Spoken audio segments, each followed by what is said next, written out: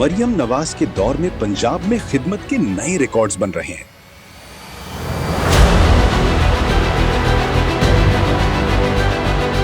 मुख्तसर मुद्दत में राशन कार्ड, हिम्मत कार्ड, मिनॉरिटी कार्ड से 16 लाख से जायद लोग मुस्तफीद हो चुके हैं। हिम्मत कार्ड से 1 लाख से जायद मुस्तफीद। रवां साल में 2 लाख अफराद को इमदाद फराहम की जाएगी। राशन कार्ड से 14 लाख अफराद की माहाना मुआवनत की गई है। मिनॉरिटी कार्ड से मुस्तफीद अफराद को सहमाही 10,500 रुपए फराहम किए जा रहे हैं। मरियम को बताएं प्रोग्राम के जरिए मजीद 50,000 अफराद राशन कार्ड में शामिल करने का फैसला किया गया है। 16,000 से जायद अफराद को व्हील चेयर और 16 इकसाम के मुआविन आलात फराहम किए गए हैं। वजीर आला मरियम नवाज धी रानी प्रोग्राम के तहत 5,000 इज्तिमाई शादी तकरीबात मुनक्किद हो चुकी हैं। ये सब इकदाम बताते हैं कि आज पंजाब में वजीर आला मरियम नवाज की क़यादत में अवाम का दर्द रखने वाली हुकूमत मौजूद है।